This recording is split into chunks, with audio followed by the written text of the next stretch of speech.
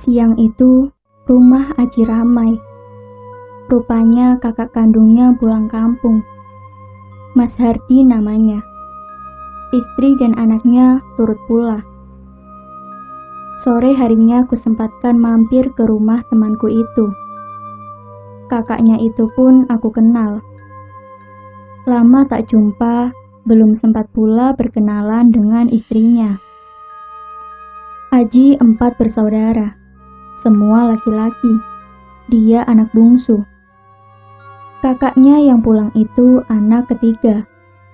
Kedua kakaknya yang lain tinggal bersama keluarga masing-masing. Rumah mereka masih satu kabupaten dengan kami. Hanya kakaknya yang ketiga itulah yang tinggal di provinsi lain.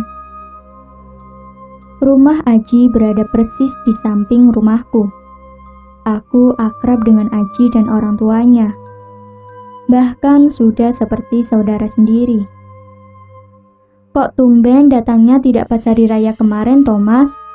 Tanyaku pada Mas Hardi. Iya, Wan, repot. Istriku juga kemarin tidak bisa cuti lama, jawabnya. Mbak Lestari, istri Mas Hardi, ternyata cukup supel. Baru sebentar kami ngobrol, sudah terasa akrab. Wan, ini Mbak bawa oleh-oleh, nanti nitip buat bapak ibu ya, katanya. Wah, tidak perlu dititipkan Mbak, biar ku habiskan di sini saja, jawabku bercanda. Oh, boleh Wan, ini kebetulan Mbak bawa oleh-olehnya bumbu-bumbu dapur. Ayo loh, silakan dihabiskan. Ini ada bawang, ebi, sama merica, jangan malu-malu, jawabnya yang langsung disambut tawa seisi rumah. Aku sendiri hanya cengengesan menahan malu. Mas Hardi dan Mbak Lestari menikah hampir 2 tahun lamanya. Meski setelahnya sempat pulang kampung, tapi aku sendiri belum pernah bertemu sampai hari itu. Menjelang maghrib aku pulang. Tak lupa ku bawa oleh-oleh dari Mbak Lastri yang ternyata memang bumbu dapur dan beberapa makanan ringan. Daerah tempat Mbak Lastri tinggal katanya merupakan salah satu penghasil sayur yang lumayan masyhur di Jawa. Saat hendak ke masjid untuk sholat Isya, kulihat beberapa kerabat dekat Mas Hardi datang. Sebagian aku kenal, sebagian lainnya belum pernah kulihat. Pak Demul dan Bu Deyem, orang tua Aji dan Mas Hardi, tampak bercakap-cakap dengan kerabatnya itu di teras rumah. Selepas dari masjid, aku sendiri tak langsung pulang. Ikut nimbrung bersama beberapa warga di perempatan jalan dusun, tak jauh di pos ronda. Biasanya jadi semacam tempat transit bagi warga yang tinggal di sisi selatan dusun sebelum berangkat meronda. Di tempat itu juga ada amben bambu, tapi jarang yang mau duduk berlama-lama di atasnya, karena berada persis di bawah lampu penerangan jalan. Bisa-bisa badan jadi bau, atau malah bentol karena dikerubuti serangga malam. Kami lebih memilih duduk di batu-batu besar tak jauh dari amben. Daerah kami sebenarnya masih masuk area perbukitan. Banyak batu-batu gunung yang ditemukan di dusun kami. Tiap malam, pasti ada saja warga dusun yang datang ke perempatan itu untuk sekedar ngobrol meski tak sampai larut malam. Yang jelas tempat itu favorit bagi warga selatan dusun yang ingin ngobrol. Tinggal memukul tiang listrik saja, dijamin ada warga yang datang. Malam itu aku, Pras dan Aji ikut nimbrung bersama warga. Temanku lainnya sepertinya sedang malas keluar rumah. Maklum, udara bertambah dingin gara-gara hujan maghrib tadi. Aku sendiri sebenarnya lumayan penat. Siang sepulang sekolah, aku ikut bermain bola dengan anak-anak sekolah lain. Dan memang tak lama berselang, aku memilih pulang. Mata rasanya sudah lengket. Namun, Pras dan Aji masih tinggal bersama bapak-bapak yang asik ngobrol. Di rumah kulihat bapak dan ibuku menonton televisi. Sedang adikku sudah tidur di tikar depan ruang televisi. Anak itu masih SD saat itu. Tidur masih harus ditemani bapak atau ibu. "Lady, apa ada di perempatan tadi, Wan?" tanya bapak saat melihatku masuk rumah. "Ada, Pak, tapi cuma sebentar, terus pindah ke pos ronda," jawabku. "Ya sudah, kamu tidur di kamar belakang saja malam ini. Jaga-jaga kalau adikmu bangun malam-malam. Bapak giliran meronda," kata bapak. Bapak pun segera mengangkat adikku dan membawanya ke kamar. Ibuku pun turut serta setelah mematikan televisi. "Itu di lemari ada duet, kalau kamu mau, Wan." "Leklar yang bawa, katanya habis dari alas," kata ibu. "Enggak, Bu, sudah ngantuk. Mau langsung tidur saja," jawabku. Tak berapa lama bapak pun berangkat ke pos ronda. Aku mengunci pintu depan, sedangkan bapak biasanya akan menggunakan pintu samping rumah saat pulang meronda. Beliau selalu membawa kuncinya. Aku pun segera masuk kamar, merebahkan badan di kasur kapuk yang agak keras tapi nyaman. Kutarik selimut dan memejamkan mata. Udara dingin selepas hujan membuatku segera terlelap. Rasanya belum lama aku tidur saat aku terbangun karena mendengar suara ramai di luar rumah, sepertinya dari rumah Aji. Kulihat jam dinding di kamarku, masih jam 1 dini hari kurang.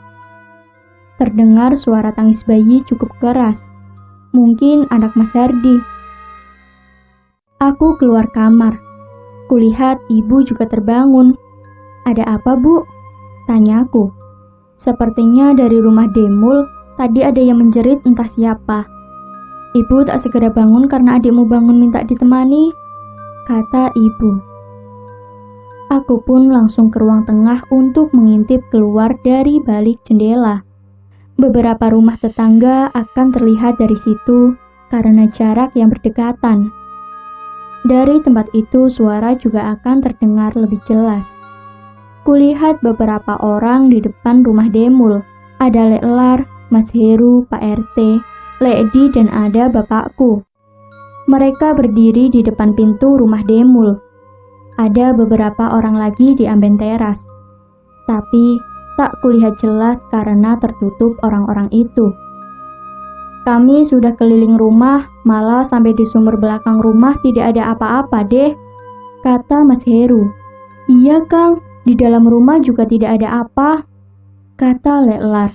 "Mungkin memang benar sudah pergi. Tapi sebaiknya Lestari dan bayinya tidur di tempat lain dulu, kasihan," kata Pak RT. "Iya benar, bayi itu sepertinya masih merasa terganggu," kata Leklar. "Di, kamu bawa anak dan istrimu tidur di rumah bulekmu," kata Demul. "Kami di sini saja, Ji, tinggal di rumah sama bapak dan emak," lanjutnya. "Biar nanti kami bergeser ronda ke perempatan sebelum pulang, untuk memastikan saja, semoga tidak ada apa-apa," kata Pak RT. Aku tak mengerti apa yang mereka bicarakan. Tapi aku tak mau juga keluar rumah ikut bapak-bapak itu, karena sepertinya ada hal yang penting terjadi. Suara tangis bayi Mbak Lestari masih terdengar sesekali. Sepertinya bayi itu sedang disusui ibunya. "Ayo dek, kita pindah dulu ke rumah Lekpar. Tidak usah takut, ada kami semua," kata Mas Hardi pada istrinya. Kulihat Mbak Lestari tampak menutupi wajahnya dengan kain jarik yang dipakai menggendong bayinya. Sepertinya dia sedang menangis. Mereka pun lantas pergi. Mas Heru dan Leklar kulihat berjalan mengikuti mereka. Mungkin hendak menemani ke rumah Lekpar di dusun sebelah. Sekarang sebaiknya kalian istirahat, Kang. Kami akan berkeliling lagi dan nanti berhenti sejenak di perempatan itu untuk mengawasi, kata Bapak ke Demul dan Deyem. Kalaupun muncul lagi, kami akan ke rumah Mbah Man. Pukul kentongan saja, kata Pak RT. Iya, Kang. Terima kasih kalian sudah datang kemari. Mungkin Mbah Man bisa tahu apa yang mengundang makhluk itu kemari. Semoga malam ini tak muncul lagi, jawab Demul. Mendengar kalimat itu, rasanya aku mulai paham dengan apa yang sedang terjadi. Rasa takut pun mulai menjalari. Rasanya aku ingin meminta Bapak untuk segera pulang saja. Makhluk apa yang sedang mereka bicarakan? Kataku dalam hati. Tak berani aku menerka-nerka. Jantungku pun berdegup lebih kencang. Aku terkesiap saat tiba-tiba ku dengar suara burung malam. Agaknya arahnya dari belakang rumah. Sudah, tidak usah ikut mereka, Wan. Kamu tidur lagi saja. Paling Bapak sebentar lagi pulang, kata ibuku mengagetkanku. Rupanya adikku sudah kembali tidur. Sepertinya ibuku juga mendengar pembicaraan para peronda itu. Ya, Bu, aku mau tidur saja. Aku tidur di kamar depan saja ya, Bu. Di belakang banyak nyamuk, jawabku. Ya sudah, sana segera tidur, kata ibu. Sepertinya beliau tahu bahwa alasanku tak mau tidur di kamar belakang adalah karena kamar itu bersebelahan dengan rumah Demul. Hanya ada pagar bambu dan sebilah tanah kecil yang memisahkan. Ada pohon jambu yang sering dijarah codot. Tentu saja aku tak berani tidur di kamar belakang setelah apa yang kudengar malam itu.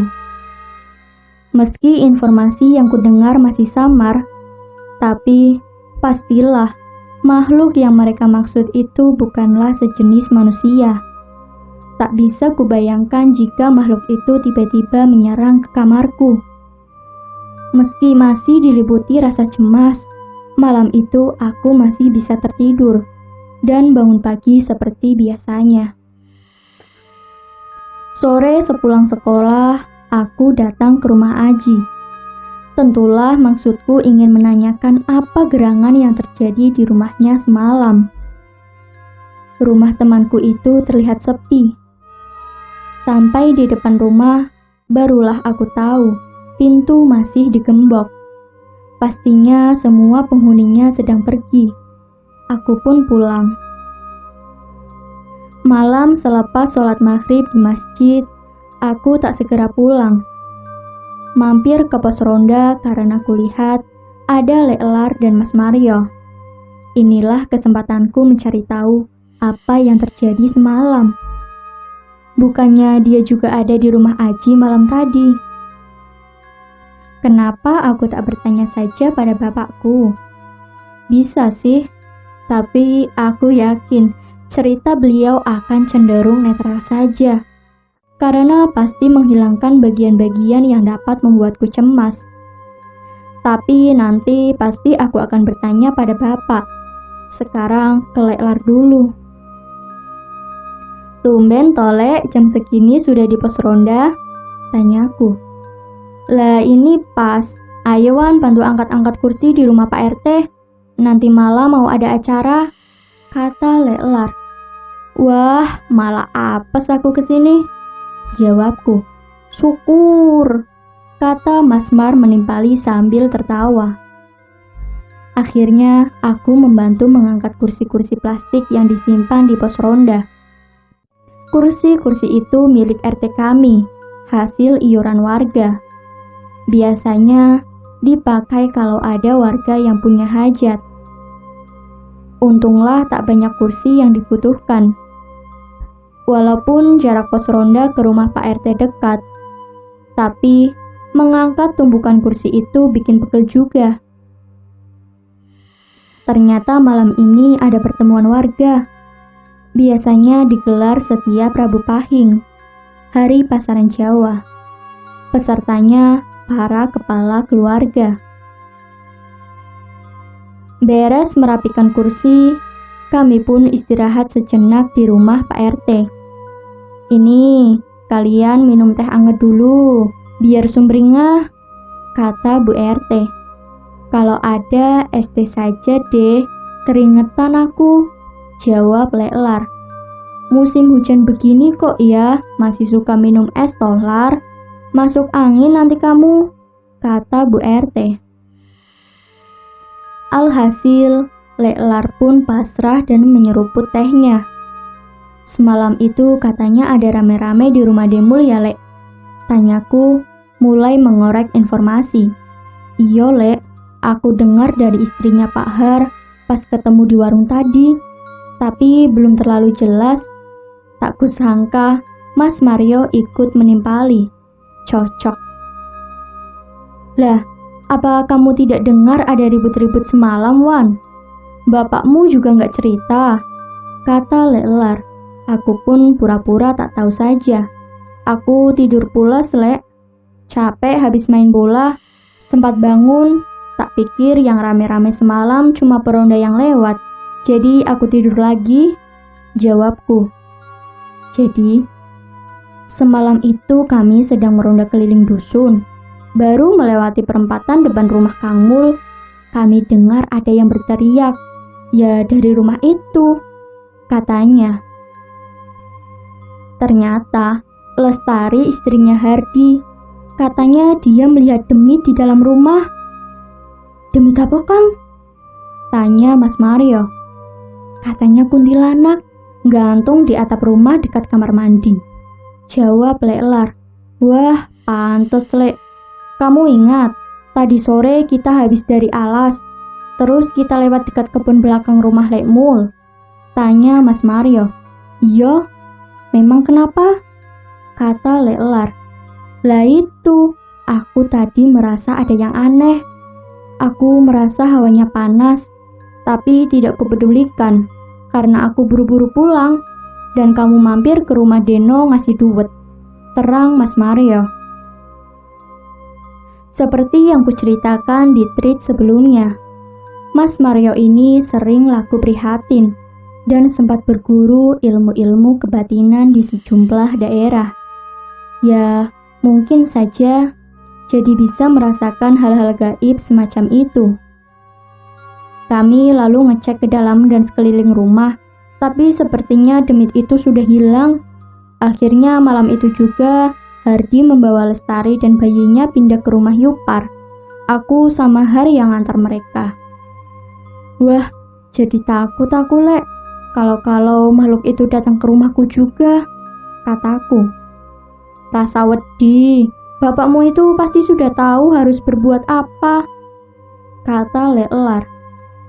Aku sedikit tenang mendengar kata Leklar. Ya, bapak pasti sudah menyiapkan sesuatu untuk berjaga-jaga. Apalagi ini ancamannya dekat sekali, batinku. Kami meneruskan ngobrol di rumah Pak RT sampai waktu Isya tiba. Lalu aku bergegas ke masjid. Pulang dari masjid, aku singgah di pos ronda. Hanya ada beberapa temanku di situ, termasuk Aji. Agaknya mereka sedang asik bercerita. Weh Ji, tadi sore tak cari nggak ada di rumah, kataku. Iya Wan, tadi sore keluar ngumpul di rumah bulekku, katanya. Ini kakakku dan emakku juga masih di sana. Aku pulang sama bapak. Wan, tadi kamu dicari Leklar loh. Katanya suruh bantuin ngangkat kursi, nanti habis kumpulan, kata Pras sambil tersenyum. Apes aku tadi itu, cuma mau mampir malah disuruh ngangkatin kursi ke rumah Pak RT, jawabku. Jadi semalam itu kejadiannya gimana, Ji? Aku dengar dari Leklar, katanya ada demit di rumahmu, tanyaku. Wah, jangan diomongin Wan, nanti malah datang apes kita, jawabnya dengan memelankan suara. Penasaran aku, Ci. Soalnya semalam aku lihat waktu rame di rumahmu, Lah, aku juga jadi takut. Orang tembok kamarku dan rumahmu itu cuma dibatasi pagar bambu dan pohon jambu, kataku. Ya sama, aku juga takut sebenarnya tidur di rumah walau ada bapak sama Mas Hardi, jawabnya. Tak lama Aji pun bercerita. Meski dengan suara dipelankan, aku, Pras dan Yanto serius menyimak. Semalam itu kan ada beberapa keluargaku datang. Ya karena mau nengok anaknya Mas Hardi itu. Sekitar jam 8 lewat mereka pulang. Aku lalu membereskan gelas dan piring sisa makanan. Sedangkan Mas Hardi mengantar Lekpar pulang karena sekalian mau minta jamu bayi. Nah, Mbak Lestari menidurkan bayinya di kamar. Bapak dan emakku juga segera istirahat. Gak lama setelah itu, Mas Hardi datang. Saat aku masuk ke salah satu kamar untuk menyimpan barang, Mbak Lestari bilang, "Jangan masuk ke kamar itu, Mas. Ada Bude lagi istirahat." Kata Mbak Lestari. "Loh, Bude siapa?" Tanya Mas Hardi.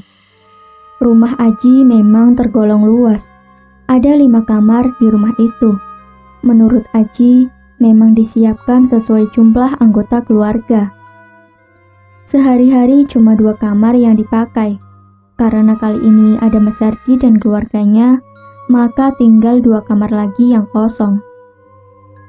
1 kamar sementara ini dipakai untuk menyimpan beras, sehingga masih ada 1 kamar lagi yang kosong. Letaknya di sisi selatan berhadapan dengan kamar yang digunakan Mas Hardi dan istrinya. Nah, kamar inilah yang berada tepat di sebelah kamarku. Jaraknya tak lebih dari 5 meter. Aji lantas melanjutkan ceritanya.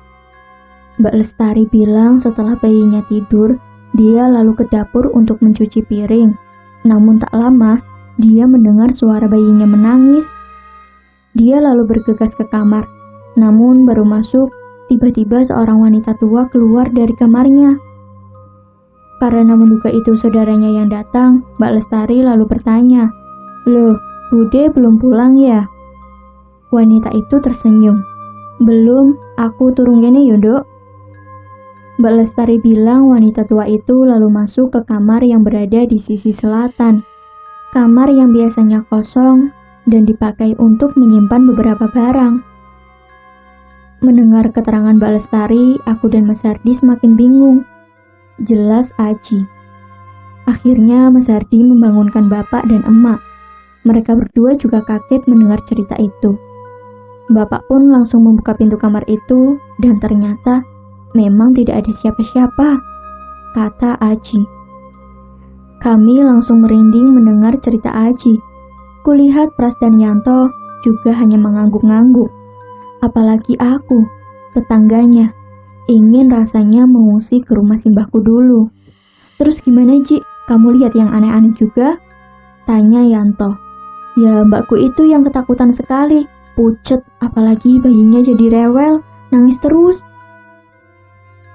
Akhirnya sama bapak, Mbak Lestari dan bayinya disuruh tidur sama emak.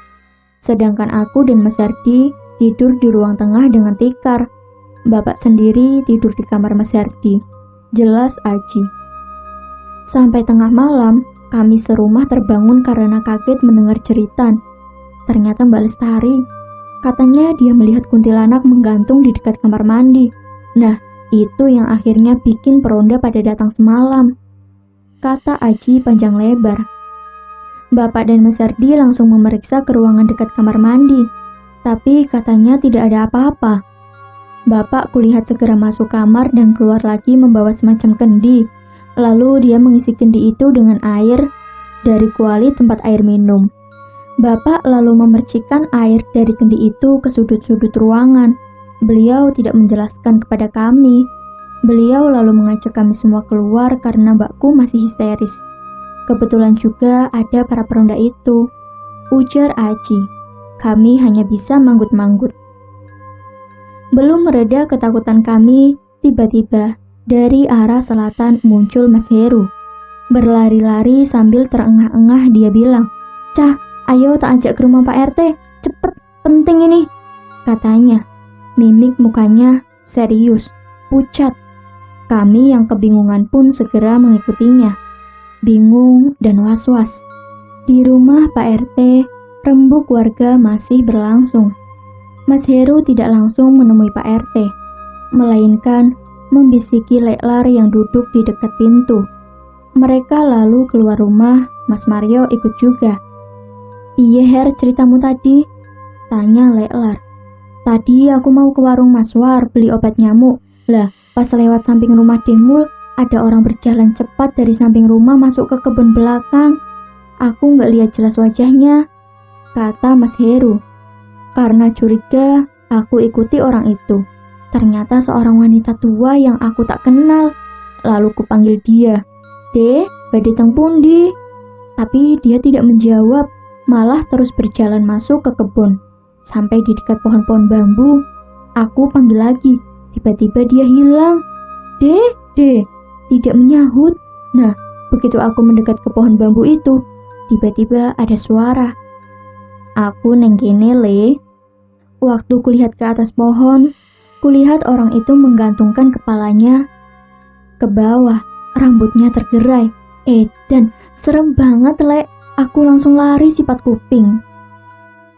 "Wah, jangan-jangan itu yang kemarin datang ke rumahku mas. Dia datang lagi," sahut Aji yang tampak ketakutan. "Bisa jadi begitu." "Siapa sekarang yang ada di rumah Muji?" tanya Leklar. "Tadi aku pergi masih ada Mas Hardi, tapi mungkin sekarang sudah pergi ke rumah Lekpar. Istrinya masih di sana, emak juga di sana. Bapak itu masih ikut rembuk warga di dalam," jawab Aji. "Nah, karena itu makanya kita bilang Pak RT saja. Karena sebagian warga sudah tahu kejadian semalam," kata Mas Heru. "Ya sudah, aku tak kasih tahu Pak RT dan Kang Mul dulu," ujar Leklar. Mendengar kabar tersebut, Pak RT lalu memberitahu pada kepala keluarga yang hadir di rembuk warga. Akhirnya, disepakati mereka akan minta pendapat Mbah Man dulu sebelum bertindak. Mas Mario, Yanto, dan aku sendiri ditugasi menjemput Mbah Man. Beliau ini sesepuh kampung kami. Intinya, warga percaya dia punya kemampuan menangani hal-hal demikian. Malah di rumah beliaulah pusaka warisan leluhur dusun kami disimpan, berupa keris dan tombak. Beliau tinggal di sisi dusun bersama istrinya. Mas Mario masih kerabat jauh beliau, begitu pula dengan Pak RT. Kami berjalan cepat-cepat ke rumah Mbah Man. Setelah menjelaskan kepada Mbah Man, kami kembali ke rumah Pak RT. Mbah Man bilang akan menyusul sebentar lagi. Pak RT pun mengajak warga yang hadir untuk bersama-sama ke kebun yang dimaksud Mas Heru. Demul sendiri sejak tadi langsung pulang. Kata Aji, bapaknya itu khawatir emak dan kakaknya sudah pulang ke rumah. Tapi dia justru melarang Aji ikut pulang. Disuruhnya Aji ikut bersama warga saja. Kami pun bersama-sama berangkat. Ada puluhan warga. Kami lewat jalan yang sepi agar tak membuat warga lain bingung dan khawatir. Sampai di sisi kebun yang agak luas itu, dari jauh terlihat ada api kecil menyala. Tepat di bawah rimbun pepohonan bambu, ada 2 orang di sana. Warga yang cemas mulai waspada dan terus bergerak mendekati orang itu. Ternyata, 2 orang itu adalah Mbah Man dan Demul. "Ada apa sebenarnya, Mbah? Kamu juga sudah di sini, Mul?" tanya Pak RT. "Aku tadi langsung ke sini lewat pinggir kali, jadi lebih cepat sampai. Ternyata Mul juga sudah di sini. Untung kamu tidak sembrono, Mul. Bahaya," kata Mbah Man. "Aku takut cucuku pulang dan diganggu lagi. Memang benar-benar ada sesuatu di sini," kata Demul. "Sudah, kalian semua tidak usah takut. Kita ada banyak orang, mereka hanya ada beberapa. Masih di atas sana," kata Mbah Man sambil menunjuk ke rimbunan bambu. "Iya Mbah, aku lihat ada beberapa makhluk di sana. Mungkin yang satu itu yang dilihat Heru," kata Mas Mario. Warga lain yang tidak bisa melihat hanya berdebar-debar mendengar penjelasan itu. Jadi harus bagaimana sekarang, Mbah? Tanya Pak RT. Makhluk-makhluk itu datang karena tumbuh bambu petuk di sini. Aku sudah menemukannya. Sebaiknya dipotong saja. Kalau mau disimpan bersama pusaka dusun kita yang lain, sebaiknya malam ini juga dibereskan agar tidak mengganggu, kata Mbah Man.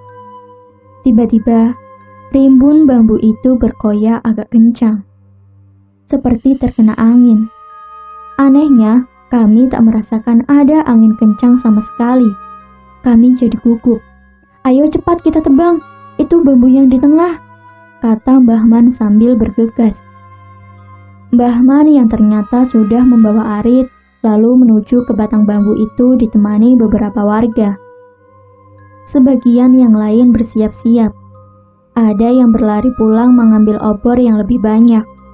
Tiba-tiba, seperti ada kilat muncul dari atas rimbunan bambu itu. Daunnya lalu bergoyang hebat seperti diterjang badai. Warga pun cemas. Sebagian lainnya terus beristighfar. Aku sendiri tercekak menyaksikan peristiwa itu. Kemudian muncul beberapa api kecil terbang di atas bambu, berputar kencang seperti hendak menyambar-nyambar, lalu menjauh dan hilang. Mbah Man sudah memotong bambu petuk itu. Ini yang menarik mereka.